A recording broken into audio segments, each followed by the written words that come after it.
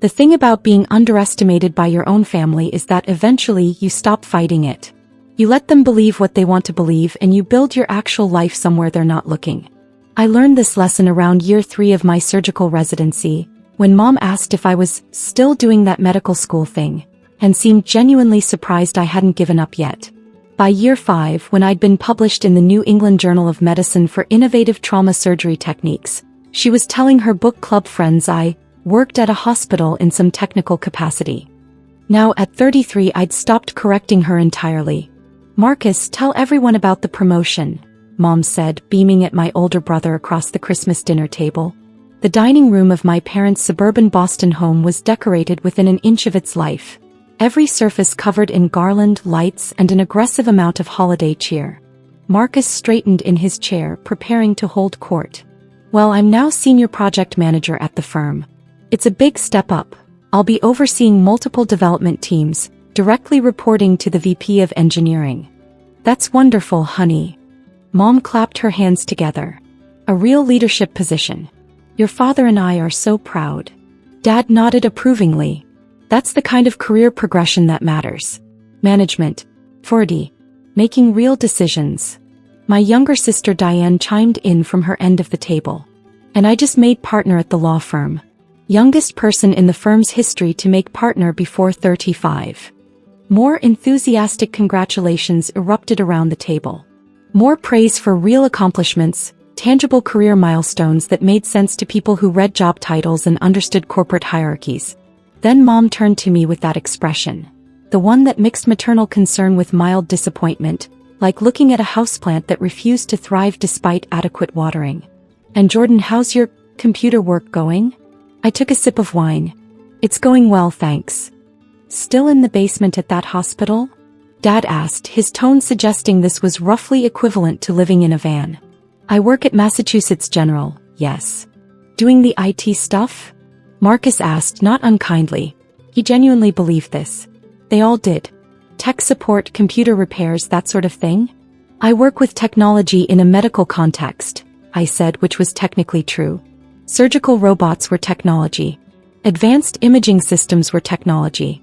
The entire modern operating room was essentially a technology showcase. Mom patted my hand sympathetically. "Well, hospital work is stable even if it's just technical support. Not everyone can be in management or leadership. The important thing is you're employed."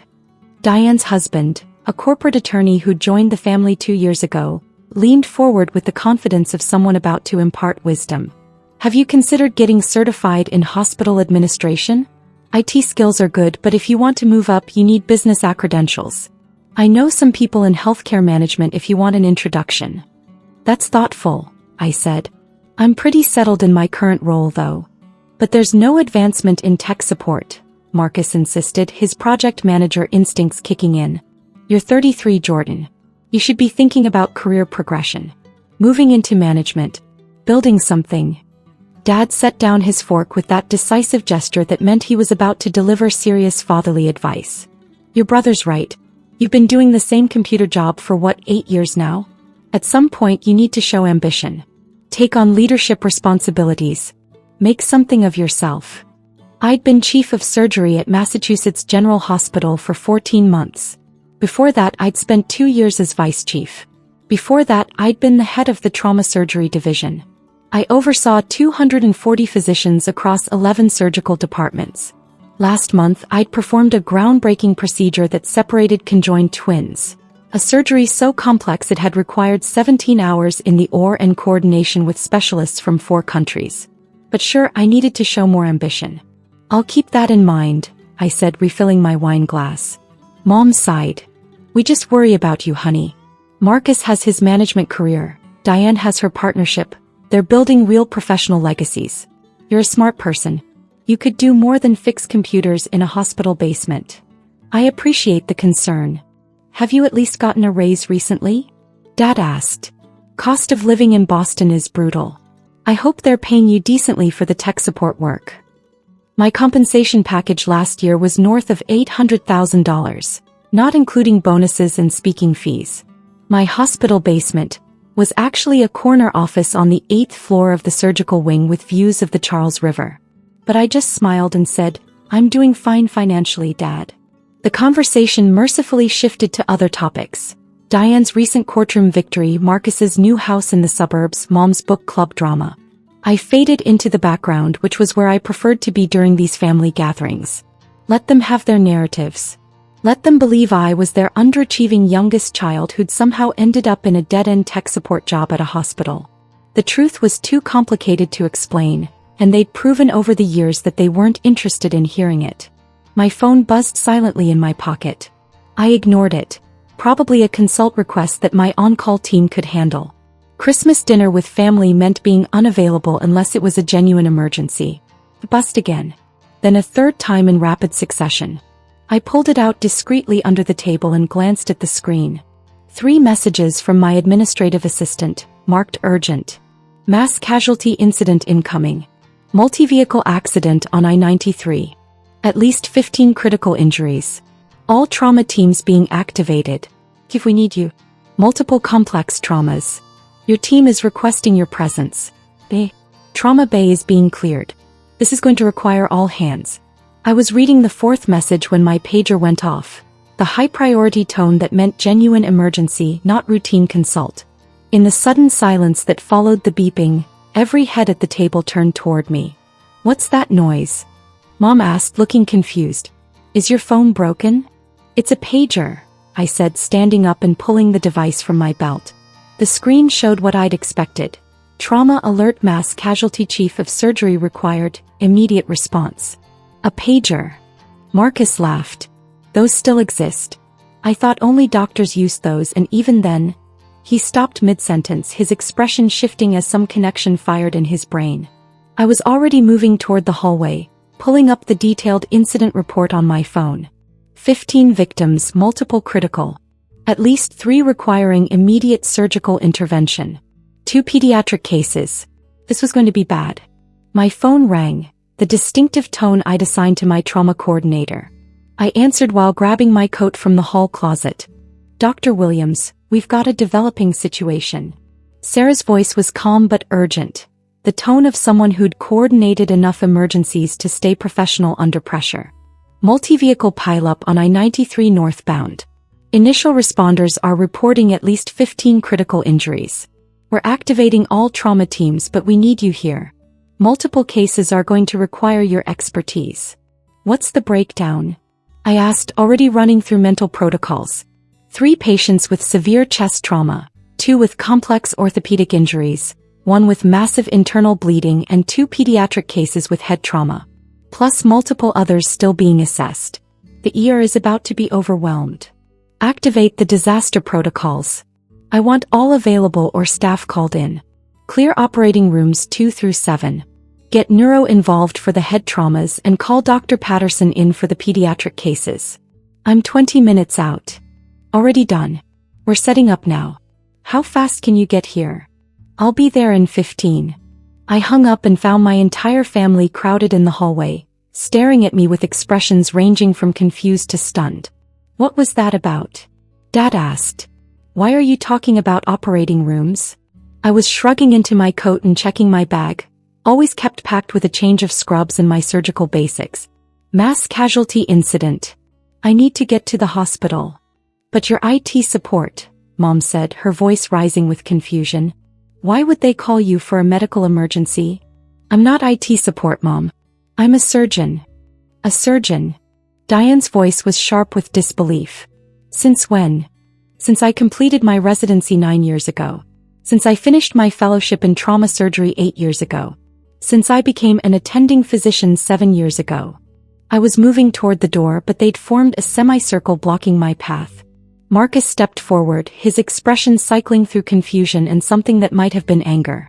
Wait, you're saying you're an actual doctor? Surgeon? And you've been letting us think you work in IT for how long? I never said I worked in IT. You all decided that's what I did, and I stopped correcting you after the 15th time you ignored me. My phone rang again. Dr. Williams, first ambulance is 2 minutes out. Severe chest trauma, possible cardiac involvement. We need you in Trauma 1 immediately. On my way. I ended the call and met my mother's eyes. I'm the chief of surgery at Massachusetts General Hospital. I have been for over a year. Before that, I ran the trauma surgery division for 3 years. I'm also an associate professor at Harvard Medical School, and I've published 47 papers in peer-reviewed journals. Now if you'll excuse me, I have 15 people who are going to die if I don't get to the hospital in the next 10 minutes. The silence was absolute. Mom's face had gone pale. Dad's mouth was opening and closing wordlessly. Marcus looked like someone had struck him with a 2x4. "The chief of surgery," Diane whispered. "You're the chief of surgery at Mass General." "Yes. But we thought, all this time we thought you were." "Tech support in the basement." "I know. You've mentioned it at every family gathering for the past 8 years." My phone was ringing again. The pager was going off. I could hear the urgency in every alert, feel the weight of what was waiting for me at the hospital. People were being loaded into ambulances right now, their lives depending on what happened in the next few hours. I moved past my frozen family and opened the front door. The cold December air hit my face, sharp and clarifying. "Jordan, wait." Mom's voice cracked. "You can't we need to talk about this." "I'll call you later," I said over my shoulder, already moving toward my car. A Tesla Model S that they'd always assumed was beyond my tech support salary. Right now, I have actual lives to save. I was in the car and starting the engine when Marcus ran out, his dress shoes slipping slightly on the icy driveway. He grabbed my door before I could close it. "Hold on. Just hold on a second." His breath came out in white puffs. "You're really the chief of surgery? The Mass General? That's one of the best hospitals in the country. Top 3 usually. Sometimes we hit number 1 depending on the rankings.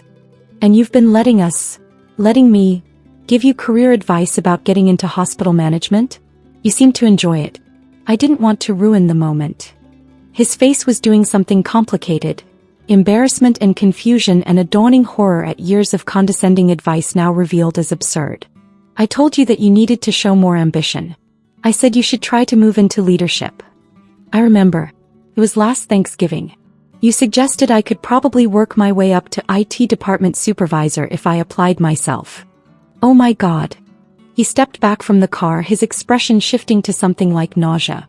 "I'm so sorry. We all are. We had no idea. I tried to tell you. Multiple times. But every time I mentioned medical school or residency or my research, you'd change the subject or make a joke about me playing doctor. Eventually, I realized you weren't interested in hearing about my actual life. You'd constructed a narrative that made sense to you, and information that contradicted that narrative just didn't register." My phone lit up with another call. The trauma coordinator, 3rd time in 5 minutes. This was getting serious. "I really do have to go, Marcus. People are dying. We'll talk later." I closed the door and backed out of the driveway, leaving him standing in the cold, still looking shell-shocked. In my rearview mirror, I could see the rest of my family emerging from the house, clustering on the front steps, their Christmas dinner forgotten in the face of this revelation.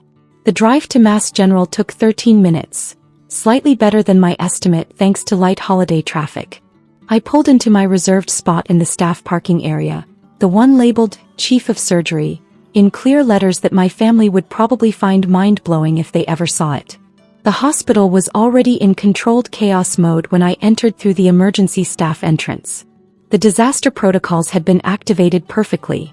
Trauma bays cleared, additional staff flooding in, the entire machine of a level 1 trauma center spinning up to handle mass casualties. Sarah met me at the entrance to the trauma wing, iPad in hand, already walking as she briefed me. "First wave is here. We've got a 43-year-old male with a flail chest, possible cardiac tamponade. He's in trauma 1. Second ambulance is 30 seconds out with a pediatric case, 8-year-old girl, severe head trauma. Third wave is coming in hot with multiple crush injuries." I was already moving, my mind shifting completely into surgical mode. The family drama, the years of misunderstanding, the shocked faces on the driveway, all of it fell away. This was what mattered. This was what I actually did. Not fixing computers in a basement, but making split-second decisions that determined whether people lived or died. Trauma Bay 1 was organized chaos. My team was already there. 2 of my best trauma surgeons, an anesthesiologist, 3 nurses, all moving with practiced efficiency. The patient on the table was a mess. Chest visibly unstable, breathing labored, vital signs deteriorating. "Talk to me," I said, snapping on gloves as I approached the table. Dr. Rachel Kim, one of my senior trauma attendings, rattled off the assessment. Multiple rib fractures, paradoxical chest movement suggesting flail chest. Hypotensive, tachycardic. Beck's triad present. I think we've got cardiac tamponade. I did my own rapid assessment, my hands and eyes cataloging injuries with the speed that came from thousands of similar evaluations. She was right. The muffled heart sounds, the distended neck veins, the blood pressure pattern. The pericardial sac was filling with blood, compressing the heart, preventing it from pumping effectively. Get me an ultrasound, I ordered. And prep for an emergency pericardiocentesis. If that doesn't work, we're going to the OR for a thoracotomy. The ultrasound confirmed it.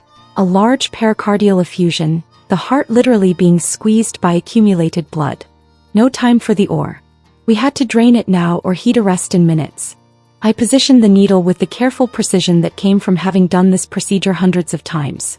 Finding the exact angle, the exact depth, threading it into the pericardial space without nicking the heart itself. The patient's vitals were screaming, alarms going off, the anesthesiologist calling out declining oxygen saturation. The needle hit the pocket of blood. I began withdrawing fluid, dark red, under pressure. As the pericardial sac decompressed, the heart could expand again, could pump effectively. The patient's blood pressure started coming up. The alarms began quieting. That's it, I said, steadying the needle. Keep monitoring. If he stays stable, we can take him up for a formal repair. Rachel, you've got this one. Take him 2 or 3 when he's ready. Got it, Chief. I was already moving to the next bay. The 8-year-old with head trauma. This one was going to be delicate, pediatric neurosurgery, requiring precision and patience and a particular kind of emotional control that came from years of operating on children. The next 6 hours blurred together in the way trauma surgery always did. A series of critical decisions, emergency interventions, moments where everything hung on getting the technique exactly right. The 43-year-old with the cardiac tamponade survived and went to the ICU stable.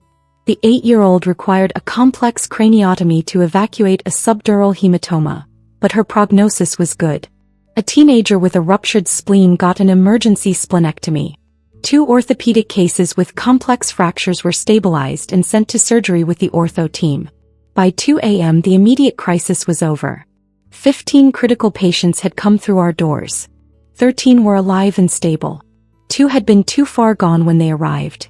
The massive head trauma, the internal injuries that were simply too extensive to repair. 2 deaths out of 15 critical traumas was actually good. Better than the statistical average. But every loss still hit like a personal failure. A reminder that even with all my training and experience, I couldn't save everyone. I was in the staff lounge, still in my blood-stained scrubs, drinking terrible coffee and completing the last of my documentation when Sarah found me. Chief, you've got about 40 missed calls on your personal phone. Should I be concerned? Family, I said. They just found out what I actually do for a living. She raised an eyebrow. How did they think you paid for that penthouse in Beacon Hill? They thought I rented a small apartment somewhere and was very good with credit cards. That's... She searched for words. How? You're the chief of surgery at Mass General. You're in the news. You've been on CNN. You literally testified before the state legislature about healthcare policy last year. They don't watch medical news. They don't follow healthcare policy. And when I tried to tell them, they heard what they wanted to hear and filtered out the rest. I took another sip of terrible coffee. It was easier to let them believe what they wanted than to keep fighting about it. But you're one of the top trauma surgeons in the country. You pioneered 2 new surgical techniques. You've saved hundreds of lives. To them, I was the underachieving youngest child who never quite measured up to Marcus's project management career or Diane's law partnership. Sarah shook her head slowly. That's genuinely insane. What changed tonight? Mass casualty incident. They heard me take the call, saw the pager, heard me coordinating the trauma response. Kind of hard to maintain the IT guy narrative when someone calls you chief of surgery repeatedly on a phone call your entire family overhears. Oh. He started laughing. Oh, that must have been satisfying. More complicated than satisfying. Mostly just sad, honestly. 8 years of being underestimated by people who should have known better. My personal phone buzzed again. Text from Mom. Please call. We need to understand what happened. Why didn't you tell us? Another from Dad. We're proud of you. We should have listened better. Please come back so we can talk. Marcus. I'm an idiot. I gave the chief of surgery at Mass General advice about career advancement. I'm never going to live this down. Diane. Why didn't you correct us? We made fools of ourselves. I set the phone down without responding. They could wait. Right now, I had patient charts to review, follow-up orders to write, and 2 families to notify about deaths that would shatter their holidays. The personal drama could wait. The actual job, the one they'd never bothered to understand, came first. Sarah was still watching me. Are you going to call them back? Eventually. Not tonight. They're probably losing their minds. Probably. But I've been losing my mind at family dinners for 8 years, listening to career advice from people who didn't know what my career actually was. They can manage one night of uncertainty. She smiled slightly. That's cold, Chief. That's reality. They constructed a comfortable narrative where they were successful and I was struggling. That narrative made them feel good about themselves, so they maintained it even when I presented evidence to the contrary. Now they're dealing with cognitive dissonance and it's uncomfortable. Welcome to what I've been experiencing for nearly a decade. My phone rang, the hospital line. Probably a consult or a post-op update. I answered, falling back into the professional mode that was more comfortable than family drama. Dr. Williams. Chief, it's the ICU. The cardiac tamponade case from earlier. He's stable but his family is here. They're asking to speak to the surgeon who saved his life. I'll be right there. I stood up, drained the last of the terrible coffee and headed toward the ICU. This was the part of the job that nobody saw, that my family certainly didn't understand. Not just the dramatic surgery but the aftermath. The family meetings. The careful explanations. The managing of expectations and grief and hope. The patient's wife was in the ICU waiting room with 2 adult children, all of them looking exhausted and terrified. They stood up when they saw me approaching, their faces desperate for information. Mrs. Patterson? I'm Dr. Williams, Chief of Surgery. I performed the emergency procedure on your husband. Is he going to be okay? Her voice was shaking. They said his heart, they said he almost died. He was in critical condition when he arrived. He'd developed a condition called cardiac tamponade. Blood was accumulating around his heart, preventing it from pumping effectively. We performed an emergency drainage procedure which stabilized him. He's currently in the ICU sedated, but his vital signs are strong. The next 24 hours are critical but his prognosis is good. She started crying, the release of tension that came from fear transforming into hope. One of the adult children, a woman about my age, grabbed my hand. Thank you. Thank you so much. They said if you hadn't been there, if you hadn't known exactly what to do. I had an excellent team, I said, which was true. But yes, timing was critical. He's lucky he got to us when he did. We talked for another 20 minutes. Me explaining the injuries, the procedure, the recovery timeline, what to expect in the coming days. Answering their questions with patience and clarity. Helping them process the trauma of nearly losing someone they loved. This was what I did. This was what my family had dismissed as computer work in the basement. These moments of life and death, these conversations with terrified families, these decisions that rippled out in ways they would never understand. It was nearly 4 a.m. when I finally left the hospital. The December night was bitter cold, the city quiet in that particular way of pre-dawn Boston. My phone had accumulated more messages. Family mostly, but also several from colleagues who'd heard about the mass casualty response and were checking in. I drove home through empty streets, too tired to process the family drama properly. My penthouse, the one they thought was a small apartment, was dark and quiet when I arrived. Floor-to-ceiling windows overlooked the city, the Charles River a dark ribbon reflecting scattered lights. I poured a proper glass of wine, not the cheap stuff from dinner, and stood at the window thinking about perception and reality. About how people see what they want to see, hear what they want to hear. About how exhausting it becomes to correct those misperceptions, especially when the people doing the misperceiving are the ones who should know you best. My phone buzzed one final time. Text from Rachel Kim. Great work tonight, Chief.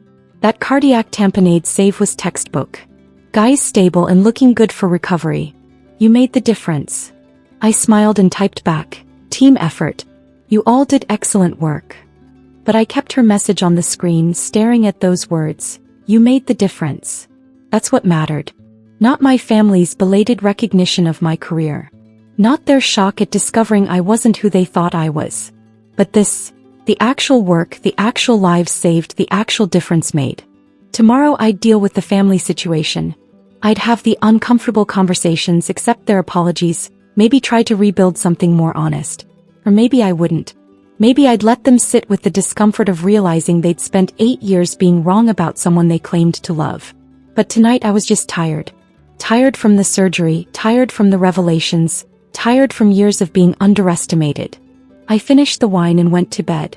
Somewhere in suburban Boston, my family was probably still awake, processing and panicking and trying to reconcile their comfortable narrative with the uncomfortable reality. But I had surgery scheduled at 7 a.m., and sleep was more important than their crisis of understanding. They could figure it out on their own. After all, I'd been figuring things out on my own for years.